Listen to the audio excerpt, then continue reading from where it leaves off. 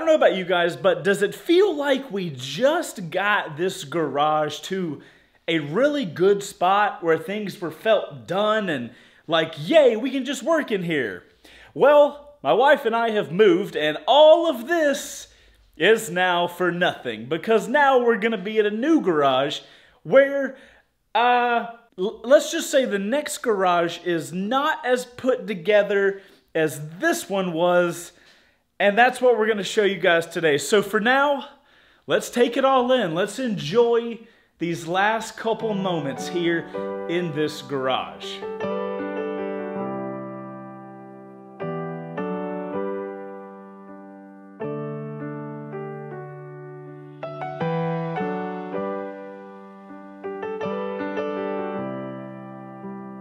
It's kind of crazy, guys. We've had this garage for 2 years, almost 2 years.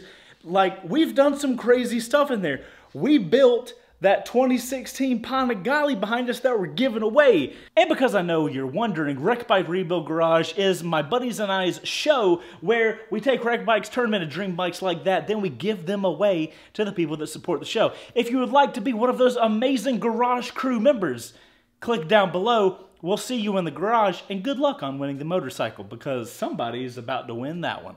Okay, let's be real, everybody. Every single video I make, I am going to promote Wreck Bike Rebuild Garage, because the feeling of giving somebody a motorcycle is intoxicating and is basically my drug of choice. So you can either just continue to listen to me, or you can embrace it and go to Wreck Bike Rebuild Garage on Patreon and check it out. Now, back to the garages so we can continue building dream bikes. And with that, my friends, garage, you have facilitated the creation of an amazing machine. You've done your job well, and it is time for us to move on. Guys, it's time to say goodbye to a nice garage, and we got a lot of work ahead of ourselves, so let's go to the next one. And welcome to the new garage.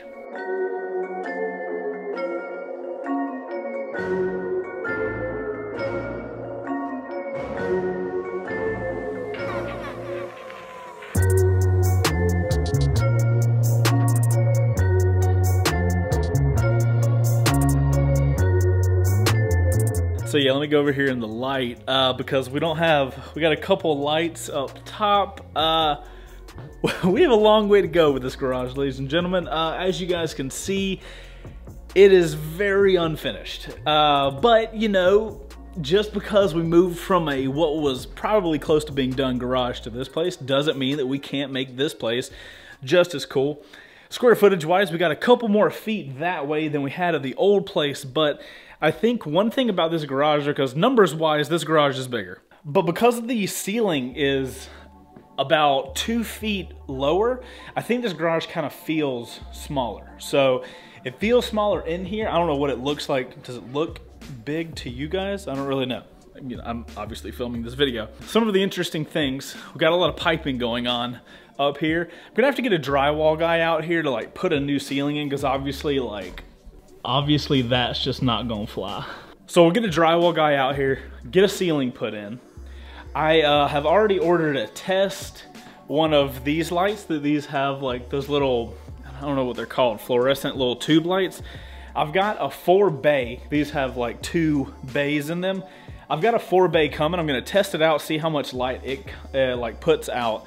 But I think I'm gonna have one 4-bay back here, another 4-bay here, and then as you guys can see on my face, here in the front of the garage, like close to the doors, it's very dark. So we're gonna put a light there and a light there, ideally, because... Okay, so obviously there's a band called The Doors. Naturally, you guys are probably asking yourself, Chase, you had a set up garage, like why did you guys even move? And one of the main reasons we moved from the old place is we used to live in a townhouse. If you guys don't know what a townhouse is, it's basically a house that is tall and it's touching other houses. So that was our first house that we actually purchased, and we ended up buying it, but then it was like, it still had that feeling of living in an apartment. There was an HOA, if you guys don't know what HOA is, it's Homeowners Association. It basically is a rule book that tells you what you can and can't do in your house. and it kind of didn't even feel like a home because it felt like we were just in a big apartment. We couldn't do anything outside. My neighbors would get pissed off, literally would get pissed off if I left my garage door open. So like if we had run a bike in the garage, they would get mad if we were, yeah. So long story, not gonna get into all the details, but so we had lived there for about 1.5 years and we were like, man, it don't even feel like a house. It doesn't feel like we can do what we wanna do here. So we started looking, and then, you know, things happened. This house came up. We were looking for a while, and when this house came up, we were like, hey, the garage works, which on my end, can I do my job? I need a garage. We got a 2-car garage here. Everything worked out there. The rest of the house was cool, but this house has something very particular that Heather and I were like, okay, cool. That's the house we're gonna go for. That's the house we're gonna try to get. And it wasn't the garage, unfortunately, because everything in here, this isn't ideal garage-wise, but I think we can make this into something that's really cool. You know, put some lighting in here. I'm gonna do the garage floor, get the ceiling put in. I think we can make this a cool space. I have to destroy this, the thing you guys are sitting on. Look, this giant wood thing. These people just left. I don't want that. So part of my stuff today is to destroy that thing. But anyway, this house had something that Heather and I were both like, okay, cool, that's the one. I'm gonna show you guys.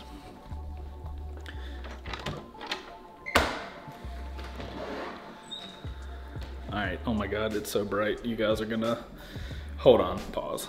Okay, that's way better. All right, so you guys gotta see the part of this house that is, oh my good God. Is it still so bright? Look at the back freaking yard and a saltwater pool. We closed on the house yesterday. We already got projects going on. We're in the projects, it sounds like.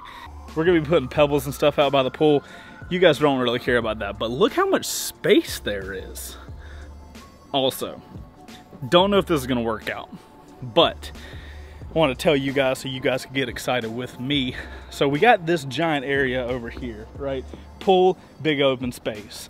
We also have, as you guys can see, the ground kind of, this is a higher space than this. So this is like entertainment protocol. But then we have all of this area. While the garage would work, and I'm gonna make it functional for Wreck Bike Rebuild if I can. But we have this area over here. Nothing really grows over here. So there's this shed, but here's what I'm thinking. Is there a place I can put you guys up? Yeah, over here. So I'm over here looking at this area like, dude, this is enough space to build a separate building, like a workshop or something like that. Now, I was thinking that, oh, okay, you want to build a workshop, it's your property, do whatever you want. But it turns out you got to get surveys and building codes and all this kind of stuff. So we just moved in. I've got to get this garage finished. But after the garage is finished, I want to look into seeing if I'm able to build a shop back here. Because if I can, dude, there's enough space. I could have an amazing workshop to film Wreck Bike Rebuild out of, do anything I want. Like I said, there's lots of codes and permitting, and you got to get a survey and all this kind of stupid adult shit that goes through the government. And also, we have COVID-19 going on, so that's going to slow stuff down. So while that's the master plan, having the workshop back here, definitely want to do that at some point if I can, but we got to start with what we can work with, and that is the current garage. We also haven't brought Oreo over here yet, but super excited to have him an actual yard that he can run around in. All right, so we're back in the garage now. So, couple challenges that I have assessed as of right now. I'm gonna flip you guys around and we'll take a detailed tour of the garage and see what issues we're currently looking at. So the first things I'm thinking about is we've got this big beam right here and we're gonna get the ceiling put in, you know, the drywall. But if you notice here, I want you guys to notice how close the garage door comes to the ceiling right here. I feel like it's gonna be hard to fit a light in that area because we can't have the garage door hit the light, obviously. So that is definitely something to be considerate of. And also, look at this. This doorbell controls this one. Watch. How weird is that? All right, so this one comes even closer to the wall. I mean ceiling. So as you can tell, that one's pretty freaking tight. I don't know if we can fit a light up in there, but we're definitely gonna try. Okay, gonna shut these for now. Also, look at this shoddy patch job. Who did this? Looks like I did that. Also, dude, this drywall guy is going to have such a hard time getting, like, what the hell is, the drywall guy's gonna have a rough time getting up in here. Also, so we've got the water heater in the back corner. I'm not really sure what to do about this area because the devil lives inside of there. The other day, yesterday, we opened the garage door. We had this door open so there was like a breeze coming through, and this opened to find the crawl space of the mucking house, y'all. Now I imagine a lot of you guys are probably like me, ain't never seen a crawl space. And let me just go ahead and tell you, there is no way my ass is going into there. So I gotta figure out some sort of door situation that I can make for this, because this don't never need to see the light of day. But I need to make it so somebody can go in there when need be. So if you guys got ideas for crawl space doors that'll fit this, I would love to hear them, because we need to block this shit off.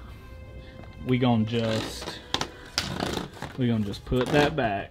Yep, and then you can still, Lord help. So yeah, back here we got all the pipings running on the wall, so I don't think we're gonna be able to have a flat piece of drywall just go all the way over. Hopefully the dude that comes out knows some kind of witchcraft or wizardry. I really don't care about these pipes hanging here. It's just I want all of that kind of put up, cleaned up, and not be able to see it. Another thing that is gonna suck for Wreck Bike rebuild wise is this guy. Right in the middle of the garage, we have this giant pole. And seeing as though these things aren't touching each other, I'm assuming that this is very structurally integral to the home. The reason that sucks is we have the lift that in the current garage is just right in the middle of the space. So here we're gonna have to kind of make that decision. Do we want the motorcycle, do we want the motorcycle on this side, or do we want the motorcycle on this side? So that's something we're gonna have to figure out. The one thing I am happy about, and if you guys have your own garage and you work on stuff, my current garage, the way it's set up, my old garage I should say, doesn't have an L. I couldn't have a workbench and a workbench put together. But at this house, granted we got windows, but we could put a workbench here and a workbench here and have this kind of like, this corner of the garage is all the do work on the bike stuff. So I'm thinking, or like take stuff off the bike and work on it there. So I'm feeling like what's probably gonna happen is the bike is gonna be on this side. That's the entryway to the house.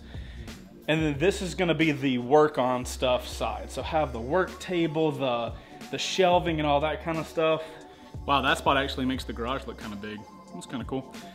So yeah, guys, this is the new space. We've got a long way to go, and we got a short time to get there. So things we're gonna focus on, definitely the walls, definitely the ceiling, definitely the lighting, and the flooring.